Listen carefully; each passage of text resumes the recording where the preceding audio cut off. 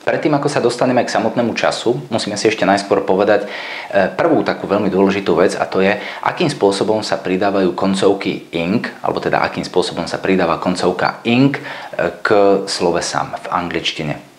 Pre väčšinu slovies v angličtine platí, že jednoducho tam len pridáme koncovku ing a nedejú sa žiadne iné zmeny v slovíčku. Nič sa inak nemení. To znamená, že mám napríklad slovíčko wait, čo znamená čakať. Keď k tomuto slovíčku chcem pridať koncovku ing, tak to spravím tak, že mám samotné slovíčko wait a pripíšem ing koncovku. A je to vybavené. Takýchto slovíčok je, ako som hovoril, veľmi veľa v angličtine. Podobné slovíčko drink napríklad. Drink znamená piť, drinking by bolo pitie napríklad, alebo teda prípadne koncovku ing by som mohol použiť aj v nejakom čase, ale k tomu všetkému ešte postupne prídeme. Sleep napríklad znamená spať, sleeping, takto by vyzeralo slovíčko, keby sme k nemu pridali koncovku ing. Ďalšie napríklad je slovíčko work, pracovať, working by vyzeralo takýmto spôsobom slovíčko, keby sme k nemu pridali koncovku ing. To znamená ešte raz, prvé pravidlo hovorí, že koncovku ing pridávam bez akýchkoľvek iných zmien v samotnom slovese. To znamená, nič sa nemení, jednoducho len prilepím akoby k slovesu koncovku ing. To je prvé také všeobecné pravidlo veľmi. Druhé pravidlo, alebo teda druhú zásadu, ktorú si treba zapamätať, je to, že sú v angličtine slovíčka, ktoré sa končia na písmeno e. V takom prípade treba premýšľať a pokiaľ chcem pridať koncovku ing, v takom prípade si musím zapamätať, že toto e na konci sa vynecháva. Zoberme si konkrétny príklad. Slovíčko write. Write znamená písať. Pokiaľ by som k tomuto slovíčku chcel pridať koncovku ing, musím si všimnúť, že na jeho konci sa nachádza písmeno e. V písomnej podobe, samozrejme je to viditeľné, v tej ústnej, keď rozprávate writing, počuť to nie je samozrejme, ale v tej písomnej podobe si treba zapamätať, aha, toto slovíčko sa končí na písmeno e, ja chcem k nemu pridať koncovku ing, to znamená, že to e na konci musím vynechať. To znamená writ a rovno pridávam koncovku ing. Takže toto e sa vynecháva a až potom pridávam koncovku ing. Ešte raz, sloveso, alebo teda keď chcete slovíčko, ktoré sa končí na písmeno e na konci a chcem k nemu pridať koncovku ing, v takom prípade to e na konci vynechám. Takýchto slovíčok je samozrejme tiež dosť. V angličtine zoberme si ďalší príklad. Have. Have, z neho, keby som chcel teda vytvoriť slovíčko s koncovkou ing, by malo tvar having. Have, having. Samozrejme aj slovíčko have sa končí na e v písanej podobe. Toto e musím samozrejme na konci vynechať, keď pridávam koncovku ing. Poďme ďalej. Come, coming. Tiež podobne funguje toto slovíčko. Na konci je písmeno e. Keď chcem k nemu pridať koncovku ing, samozrejme musím to e na konci vynechať. Come, coming. Ďalšie slovíčko. Use. Use ako používať. Use a using. Opäť, v tej ústnej podobe, keď to rozprávam, samozrejme to e na konci nie je počuť.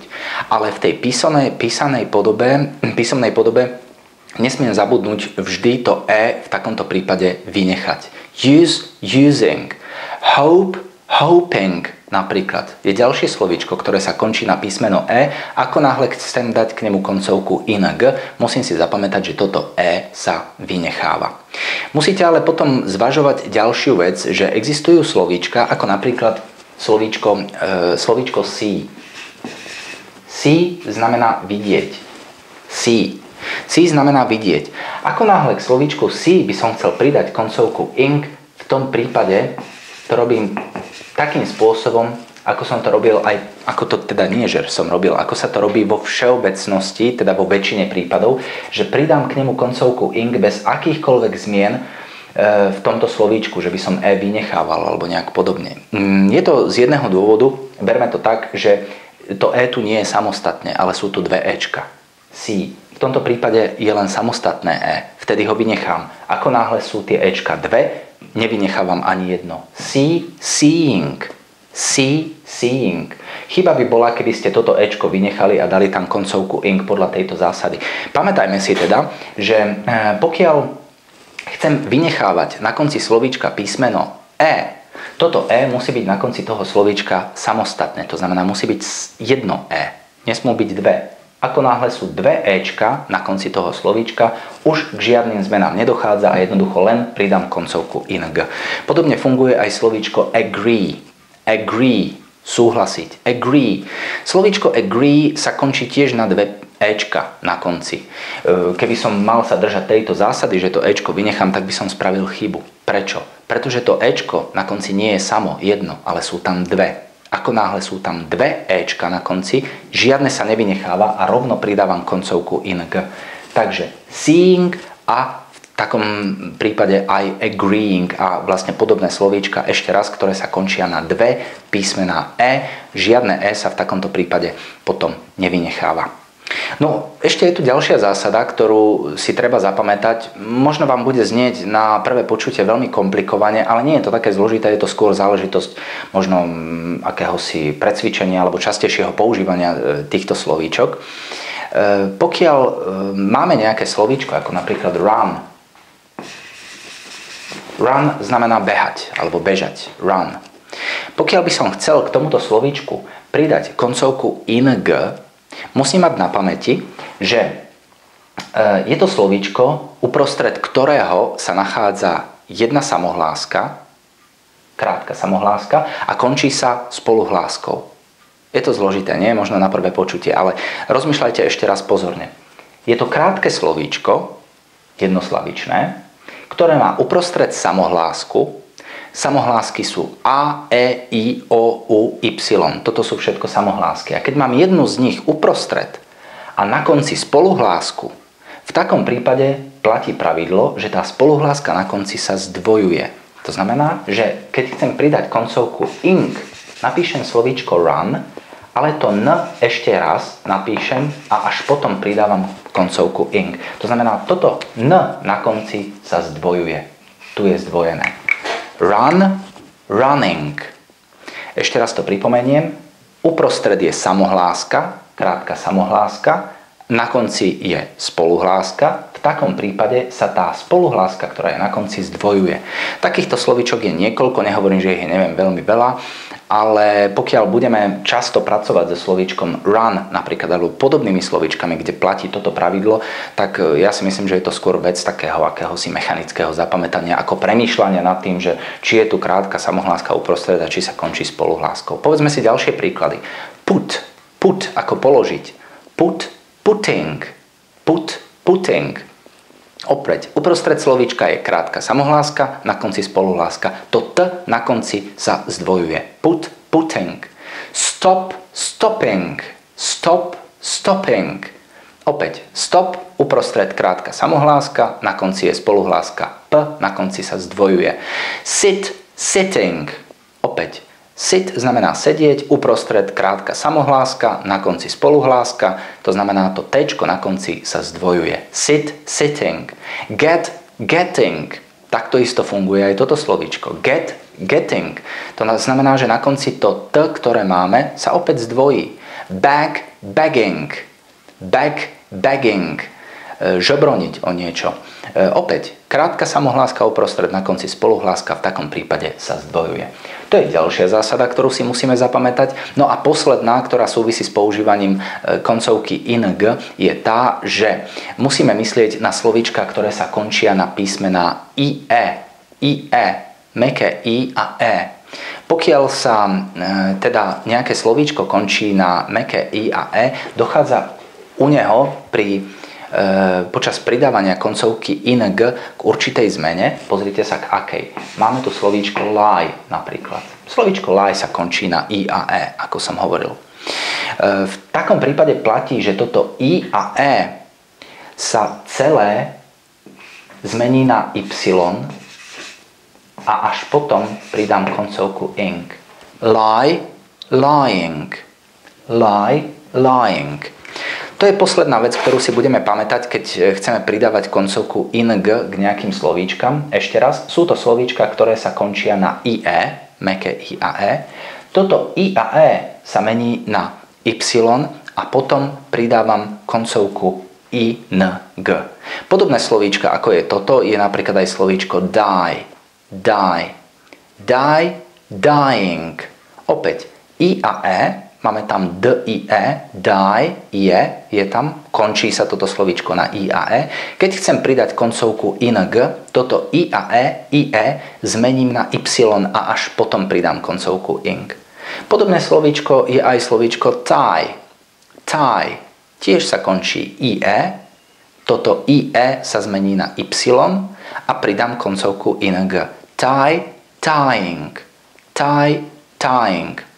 Toto sú všeobecné pravidlá, ktoré si treba zapamätať. Takisto ich nájdete aj v teoretickej časti, ktorú som pre vás pripravil na mojej stránke. Teraz, keď sme sa už posunuli ďalej, vieme, akým spôsobom sa pridáva koncovka ing k slovesám. Môžeme si povedať, akým spôsobom sa vlastne tvoria celé vety. Oznamovacie kladné vety, to je prvá vec, ktorú si budeme hovoriť. Ako vidíte, tú koncovku ing budeme k slovesu dávať, budeme ju potrebovať, ale najskôr si povedzme vlastne ten samotný základ. Pamätajte si jednu vec. Priebehový prítomný čas, a to neplatí len teda pre priebehový prítomný čas, ale pre všetky priebehové časy, sa tvorí takým spôsobom, že používam na začiatku sloveso byť, za ktorým použijem plnovýznamové sloveso, ku ktorému dám koncovku ing. Plnovýznamové slovesá sú, ja to poviem takto, slovesá, ktoré majú v úvodzovkách plný význam, to znamená, keď poviem nejaké také sloveso, tak viete si predstaviť nejakú činnosť, ktorú reprezentujú, o ktorej hovoria. To znamená, poviem čítať, viete si predstaviť človeka, alebo teda, čo to znamená čítať. Áno, viete, to je plnovýznamové sloveso, má nejaký význam, plný význam, samo o sebe môže fungovať, existovať. Alebo ja neviem, skákať, alebo spievať, alebo kradnúť, dajme tomu tiež, hej. To sú slovíčka, ktoré majú akoby v úvodzovkách plný význam, to sú plnovýznamové slovesá, ku ktorým dávame koncovku ing. Toto tu na začiatku celé je vlastne sloveso byť. Sloveso byť má tvary ja som, ty si, on je, ona je, my sme, vy ste, oni sú. V angličtine I am, you are, we are, they are, he is, she is, it is. Toto je základ, ktorý musíme poznať. Sloveso byť v prítomnom čase a sloveso plnovýznamové v priebehovom čase. Ten priebehový, nie v priebehovom čase, v priebehovom tvare. To znamená, že k takému slovesu dávam koncovku ing. Priebehový, prítomný čas. Priebehový, to je to priebehové v úvodzovkách slovíčko s koncovkou ing. Prítomný, pretože je prítomný čas slovesa byť. Toto je dôležité si zapamätať. A vlastne celý tento čas sa tvorí takým spôsobom, že my vlastne pracujeme len s týmto slovesom byť. Či už tvoríme oznamovaciu vetu, či už tvoríme oznamovaciu kladnú, alebo oznamovaciu zápornú, alebo opytovaciu vetu, vždy pracujeme vlastne len s týmto tu, čo je na začiatku, s týmto slovesom byť. O čom vlastne hovorím? Každá takáto veta, keďže hovorím, že sa skladá zo slovesa byť na začiatku, musím si vybrať pri každej takejto vete osobu, o ktorej hovorím. Vyberme si príklad, chcem povedať vetu ja hrám futbal, ale teraz, v tejto chvíli hrám futbal. Ako by som takú vetu povedal? Ja sa povie I, ale musím použiť celý tvar slovesa byť. To znamená I am. Na ďalšom mieste je sloveso s koncovkou ing, sloveso hrať v tomto prípade, lebo chcem povedať, že hrám futbal teraz. To je play, playing a futbol ide na záver. I am playing football. Ja hrám futbal teraz. Keď vám to pomôže, tak jednoduchšie je to možno si zapamätať aj takým spôsobom, že ja som hrajúci futbal. Aj takto sa zvyknú prekladať, ale to je vyslovene v úvodzovkách len ako pomôcka pre vás. Ja som hrajúci futbal alebo ja hrám futbal teraz v tejto chvíli. I am. Nezabúdajte, tu používam celý tvar slovesa byť. Nie len I, you, we, they, he, she, it. Ale I am, you are, we are, they are, he is, she is, it is. Celý tvar slovesa byť používame tu na začiatku vety v takomto čase, v priebehovom prítomnom čase. Ako by som povedal vetu, ty hráš teraz futbal. Jednoducho. You are playing football. You are playing football. My hráme teraz futbal. We are playing football. Alebo my sme hrajúci futbal. Ty si hrajúci futbal. Oni sú hrajúci. On je hrajúci. Ona je hrajúca futbal. Ono je hrajúce futbal a tak podobne. Poďme na ďalšiu vetu. Oni hrajú futbal. They are playing football. Oni hrajú futbal. Opäť, na začiatku je sloveso byť, ja som, ty si, on je, ona je, ono je, my sme, vy ste, oni sú. To musíme ovládať 100%, bez toho to nejde. A potom nasleduje sloveso, ku ktorému dám koncovku ing. On hrá futbal. Takúto vetu chcem povedať. He is playing football. He is playing football. Ona hrá teraz futbal. She is playing football. She is playing football. It is playing football. To hrá futbal. Ono hrá futbal. It is playing football. Takýmto spôsobom sa tvoria oznamovacie kladné vety. Oznamovacie kladné vety. Keď chcem povedať, kto niečo robí. Vyberiem si osobu, o ktorej chcem hovoriť, ale nezabúdajte. Celý tvar slovesa byť. To je veľmi dôležité si zapamätať. Skúsim ešte jeden príklad. Povedať vetu, ako by som povedal, ja pracujem. Teraz pracujem. Takúto vetu chcem povedať. Ja som pracujúci, ty si pracujúci, on je pracujúci, ona je pracujúca, my sme pracujúci a tak podobne. Poďme to preložiť. Ja pracujem. I am working. I am working. I am working. Ty pracuješ. You are working. You are working. My pracujeme. We are working. We are working. Oni pracujú. They are working. They are working. On pracuje. He is working. He is working. Ona pracuje. She is working. She is working. A ono pracuje. It is working. It is working. Ešte raz zdôrazňujem, pamätajte si celý tvar slovesa byť. Nie len I, you, we, they, he, she, it a tak podobne, ale I am, you are, he is, she is, it is, we are, you are, they are. Za týmto použijem sloveso, ku ktorému dám koncovku ing. Toto je oznamovacia kladná veta. Akým spôsobom sa tvoria záporné vety? Ako by som teda povedal, ja nehrám futbal, ona nehrá futbal, my nehráme futbal a tak podobne. Záporné vety sa tvoria opäť veľmi jednoduchým spôsobom. Ja som už tu spomínal, že vlastne v priebehovom prítomnom čase my pracujeme so slovesom byť. Ja som, ty si, on je, ona je, ono je, my sme, vy ste, oni sú. S týmto slovíčkom pracujeme. No a keď chcem vytvoriť zápornú vetu, no tak spravím zápor zo slovesa byť. To znamená, nepoviem ja som, ale ja nie som. Nepoviem ty si, ale poviem ty nie si. Nepoviem on je, ale poviem on nie je. Akým spôsobom tvoríme zápor pri slovese byť? Jednoducho pridám slovíčko not, tak ako je aj tu. A to je celé. Za týmto všetkým pridám not a máme zápornú vetu. Takže, keby som chcel povedať vlastne vetu ja nehrám futbal, povedal by som ju v tvare I am not playing football. I am not playing football. Všimnite si, zakriem toto a už mám vetu I am playing football. Znamená, ja hrám futbal. I am not playing football. I am playing football. I am not playing football. I am playing football. Ako by som povedal vetu, ty nehráš futbal. You are not playing football. You are not playing football. My nehráme futbal. We are not playing football. Oni nehrajú futbal. They are not playing football. On nehrá futbal. He is not playing football. Ona nehrá futbal. She is not playing football. A ono nehrá futbal. It is not playing football. Takýmto spôsobom sa tvorí zápor, ale na čo nesmiete zabudnúť, je aj používanie skrátených tvarov. Are not, keď dáte dohromady, takto po sebe, keď idú, are not, môžete skrátiť na aren't. Znamená to isté, významový rozdiel nie je, je tam rozdiel len v dôraze na ten zápor. Are not je väčší dôraz, aren't je také prirodzenejšie, plynulejšie, to sa v angličtine najčastejšie používa. Takže are not, keď zlúčite dohromady, vznikne aren't a is not, keď dáte dohromady, vznikne isn't. Is not vznikne isn't. Toto sú skrátené tvary, ktoré sa zvyknú používať. Potom tá veta by vyzerala you aren't playing football, we aren't playing football, they aren't playing football, alebo he isn't playing football, she isn't playing football, it isn't playing football. Skrátený tvar od am a not neexistuje, to sa nepokúšajte. Tu môžete skrátiť jedine to, že toto I am skrátite do tvaru I'm. Ale inak am a not dohromady nedávajte, neskracujte takýmto spôsobom. Ako by som teda ešte nejakú inú ďalšiu vetu vymyslel, mal som tu už tú prácu, tak skúsme. Ja nepracujem, toto chcem povedať. I am not working. I am not working.